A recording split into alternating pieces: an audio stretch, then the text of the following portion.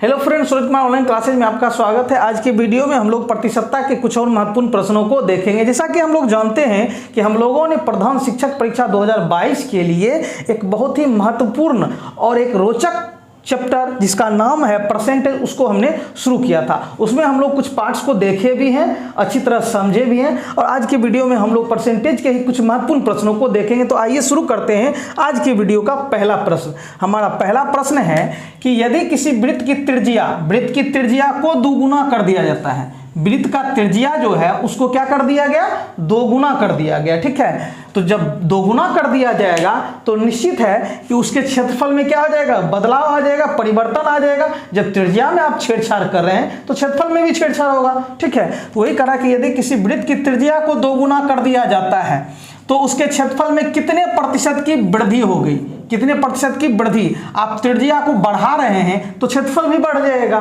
क्या हो जाएगा, क्षेत्रफल भी बढ़ जाएगा। तो वही आपका प्रश्न है, सीधी सी बात है। कोई वृत्त की त्रिज्या है, आप क्या किए, उसको दोगुना कर दिए। ठीक है, मान लीजिए पहले 1 मीटर था, अब उसको कितना कर दिए, 2 मीटर कर दिए। ठीक है, समझ गए ना। तो पहले 1 मीटर था, अब आप उसको 2 मीटर कर दिए, तो बताइए क्षेत्रफल में कितना परिवर्तन होगा।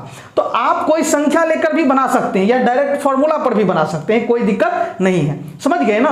चलिए पहले संख्याएं लेके बनाते हैं। मान लीजिए कि शुरू में त्रिज्या जो था वो कितना था, 1 मीटर था। कितना था, 1 मीटर मान लेते हैं। ठीक है, क्या दोगुना करने से पहले त्रिज्या जो थी कितनी थी, वो 1 मीटर थी। तो वृत्त का क्षेत्रफल का सूत्र क्या होता है, पाई आर स्क्वायर होता है ना, पाई आर स्क्वायर। तो पाई आर का मतलब कितना हो गया, 1, तो 1 का स्क्वायर कितना हो जाएगा, पाई गुना 1 का स्क्वायर 1, तो हो जाएगा पाई एकम पाई।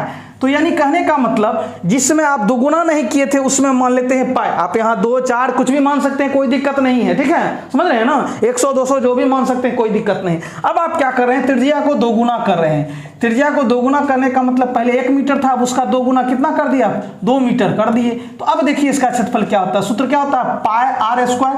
वृत्त का क्षेत्रफल सूत्र जानते हैं हम लोग। तो पाई आर का मतलब कितना, 2 का स्क्वायर, तो 2 दूना 4, तो पाई गुना 4 कितना हो जाएगा, 4 पाई हो जाएगा। ठीक है, अब देखिए पहले वृत्त का क्षेत्रफल पाई था, अब कितना हो गया, 4 पाई। ठीक है, पहले पाई था और अब 4 पाई हो गया। अब बताइए वृद्धि कितना हुआ, इसमें कितना का वृद्धि हुआ, 3 पाई का वृद्धि हुआ। कितना आपको वृद्धि प्रतिशत पूछ रहा है, तो 3 पाई का वृद्धि हुआ। पाई था 4 पाई हो गया, तो 3 पाई का वृद्धि। तो जितना वृद्धि होता है वो ऊपर 3 पाई का वृद्धि। अरे भाई 4 में से पाई घटाइएगा, 4 पाई में से पाई तो 3 पाई हो जाएगा। ठीक है, तो 3 पाई का वृद्धि हुआ है। किसमें वृद्धि हुआ है, इसमें वृद्धि हुआ है या इसमें, अरे भाई इसमें न बढ़ के ही आया है, तो वृद्धि किसमें हुआ है, इसमें। तो पाई गुना 100%। समझ गए ना, क्लियर है, कोई दिक्कत। तो यानी किसमें वृद्धि हुआ, इसमें वृद्धि हुआ। अब देखिए काटे, यहां से ये कट गया, तो कितना हो गया, 300% का आपका क्या हो गया, वृद्धि हो गया। मतलब कहने का मतलब यदि किसी वृत्त की त्रिज्या को दोगुना कर दिया जाए तो उसके क्षेत्रफल में कितना प्रतिशत की वृद्धि हो जाएगी, 300% की वृद्धि हो जाएगी। आप यहां कुछ भी ले सकते हैं, कोई दिक्कत नहीं है।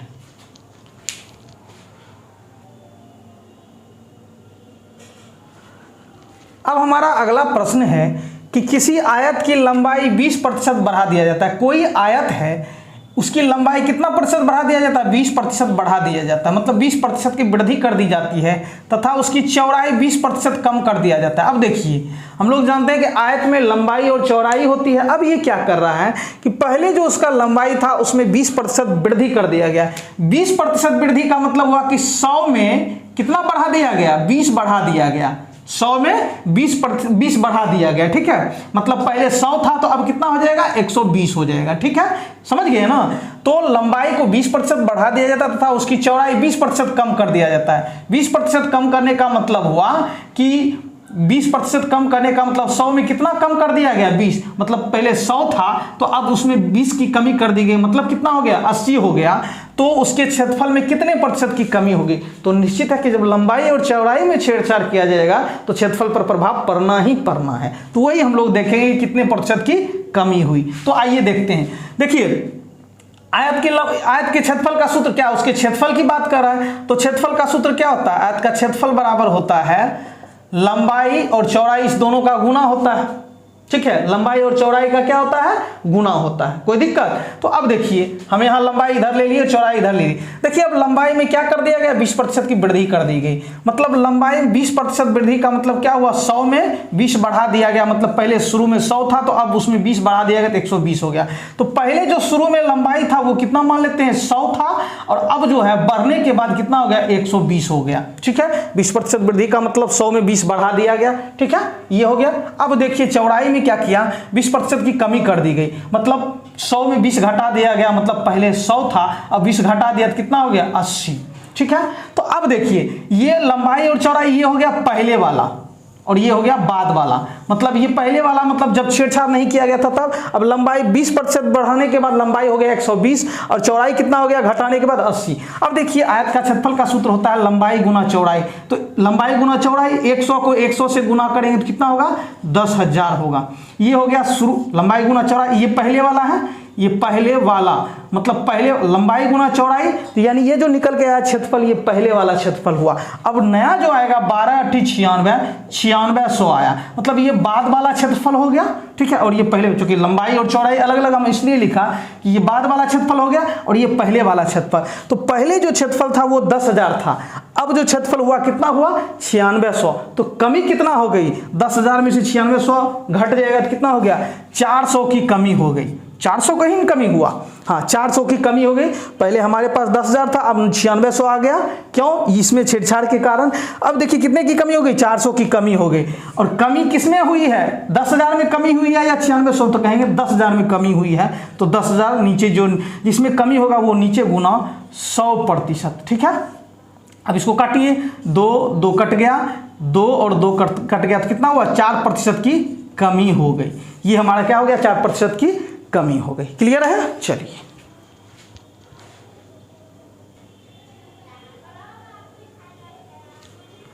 अब हम लोग अगला प्रश्न देखते हैं। हमारा अगला प्रश्न है कि एक विद्यार्थी ने किसी संख्या को 5/3 से गुना करने के स्थान पर, ठीक है, एक विद्यार्थी है जो किसी संख्या को 5/3 से गुना करने के स्थान पर क्या कर दिया, 3/5 से गुना कर दिया। मतलब मान लीजिए कि किसी विद्यार्थी को टीचर के द्वारा, मतलब ढेर सारे विद्यार्थी या कोई एक विद्यार्थी उसको कहा कि भाई तुम जो है किसी संख्या को 5/3 से गुना कर दो। ठीक है, गुना करके हमको बताओ कि कितना आपका आंसर आता है। अब संख्या क्या है, नहीं है, तो जब नहीं दिया हुआ है तो जो मन सो मान सकते हैं, 1 2 3 4 5 कुछ भी मान सकते हैं, कोई दिक्कत नहीं है। क्लियर है?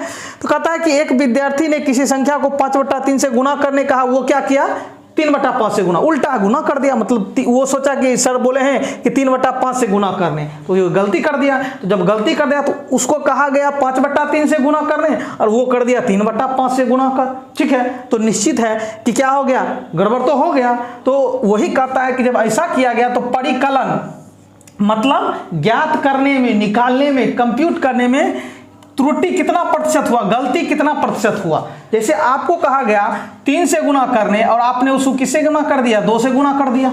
कोई संख्या है, मान लीजिए कोई संख्या है, उसको आपको 3 से गुना करने कहा गया और आपने गुना कर दिया 2 से। मतलब कोई संख्या मान लीजिए 1 है और 1 को आपको 3 से गुना करने कहा गया, लेकिन आपने क्या कर दिया, 2 से गुना कर दिया। तो मान लीजिए आपको ये टीचर के द्वारा कहा गया, टीचर के द्वारा, सही तो आंसर ये होना चाहिए। ठीक है, समझ रहे हैं ना, सही तो आंसर ये होना चाहिए, लेकिन आपने गलती कर दिया। तो मान लीजिए आप टीचर के द्वारा जब आप सही आंसर लाते तो 3 एकम 3 होता, लेकिन आपको कितना आया, 2 एकम 2 आया। मतलब आपने गलती कितना किया, तो आपने कितने की कमी कर दी, 1 की कमी कर दी। किसमें कमी कर दी, 3 में, और गुना 100%।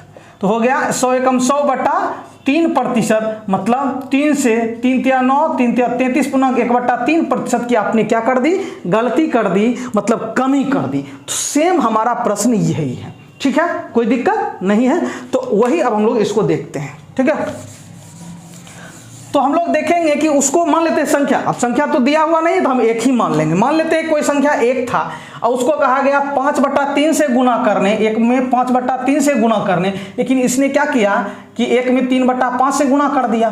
तो आंसर कितना आना चाहिए था, 5/3 एकम 5/3, लेकिन वो कितना ले आया, 3/5।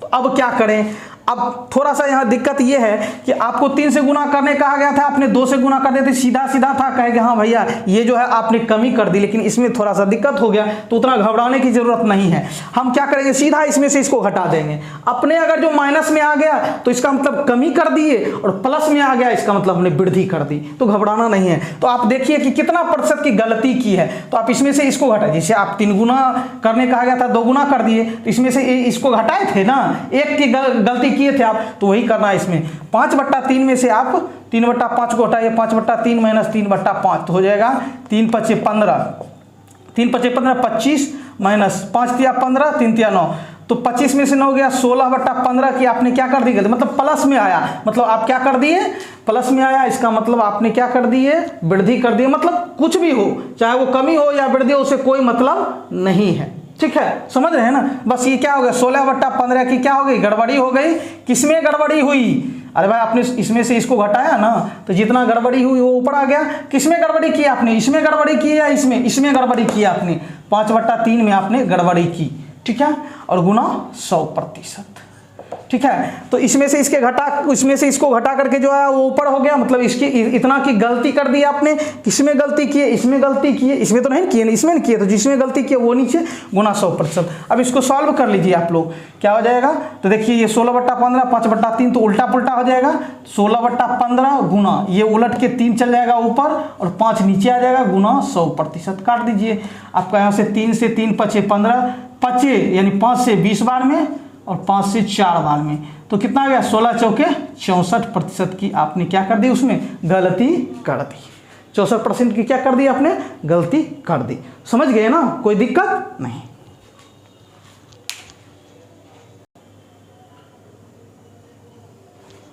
हमारा अगला प्रश्न है सेम उसी तरह का, थोड़ा सा चेंजिंग है। कहता है एक धन को 5 से गुना करने के स्थान पर, कोई धन था उसको 5 से गुना करने के स्थान पर, मतलब आपको 5 से गुना करने कहा गया, उसके स्थान पर गलती से क्या कर दिया, 5 से भाग दे दिए। अब यहाँ तो गड़बड़ी हो जाएगी। आपको बोला गया कि एक धन को 5 से गुना करने के स्थान पर गलती से 5 से भाग दे दिया गया, मतलब आपको 5 से गुना करने कहा गया किसी धन को, ठीक है, और आपने 5 से भाग दे दिया। तो बताइए सही आधार पर की गई, मतलब अगर आप सही करते तो त्रुटि का कितना मतलब सही आधार पर की गई त्रुटि का प्रतिशत कितना होगा, मतलब कितना आप गलती कर दी। अगर जो सही करते तो उसमें कितना आपने गलती कर दी। तो बस वही हम धन मानेंगे 1 रुपया, ठीक है, ज्यादा लंबा करने की जरूरत नहीं है। तो धन हमारा कितना, 1 रुपया। तो आपको कहा गया क्या, एक में जो धन है उसमें 5 से गुना करने, मतलब 5 से गुना करने कहा गया, आपने 1 में क्या कर दिया, 5 से भाग दे दिया। क्लियर है, मतलब एक धन को हमने धन को 1 रुपया माना, 5 से गुना करने के मतलब करने के स्थान, मतलब आप 5 से गुना करते तो 5 आता, लेकिन आपने क्या कर दिया, गलती से 5 से भाग दिए। 1 में 5 से भाग देने का मतलब 1/5 हो गया आपका, ये हो गया सॉरी। तो सही आधार पर की गई त्रुटि का कितना प्रतिशत निकालिए। तो अगर आप सही करते तो आपको 5 आता, आपने ले आया 1/5। तो बताइए कितना गलती आपने की। तो क्या करेंगे हम लोग, गलती करने का मतलब इसमें से इसको घटा करके देखेंगे कि कितना का अंतर आया। 5 में से घटाइए 1/5, अभी तुरंत हम पिछले प्रश्न में देख चुके हैं। तो 5 से जब आप करेंगे तो 1 5 5, या सीधे जब इस तरह करें 5 25 और -1/5 हो जाएगा। यह सीधी सी बात है भाई, आप भिन्न का लघुत्तम जानते हैं, ठीक है, भिन्न का घटाव जानते हैं। तो 1 और 5 का लघुत्तम 5, 1 5 5 5 25 माइनस 5 एकम 5, 1 एकम 1, 25 में से गया 24/5, मतलब आपने गलती कितना कर दी, 24/5 की गलती कर दी। 24/5 की आपने गलती कर दी। किसमें गलती करी आपने, तो हमने किसमें गलती करी, 5 में गलती करी, तो 5 नीचे चला जाएगा, गुना 100%, ठीक है। अब ये 5 कहाँ शिफ्ट हो जाएगा, यहाँ आ जाएगा, ठीक है, तो हो जाएगा आपका 24/5, इसके साथ हो जाएगा 5 गुना 5 और ये गुना 100%, गुना 100%। तो 5 से 20 बार में, 5 से 4 बार में, 24 चौके 96%, 96% की आपने क्या कर दी, गलती कर दी। क्लियर है, समझ गए ना, 96% का आपने क्या कर दी, गलती कर दी, ठीक है।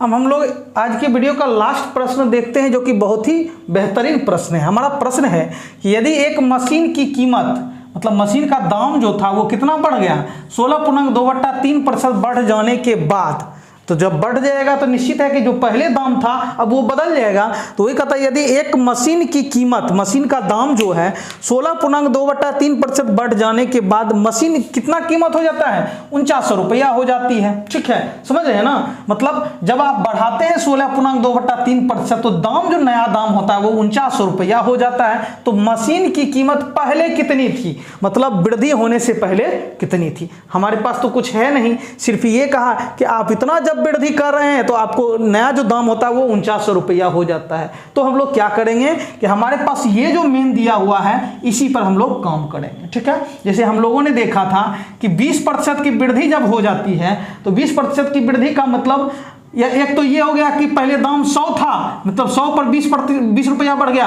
पहले 100 दाम था, 100 रुपया दाम था, तो अब कितना हो गया 120। एक तरीका हमने ये बताया और दूसरा हमने ये भी बताया। तो 20% का मतलब 20/100, 20% का मतलब कितना हुआ 20/100, ये वृद्धि हुआ। मतलब ये हमेशा क्या था ओरिजिनल, मतलब ये शुरू में कितना रुपया उसका दाम था, शुरू में 100 रुपया दाम था और उसमें वृद्धि कितना हो गई 20 की, तो नया दाम जो हुआ वो क्या हुआ 120 रुपया नया दाम।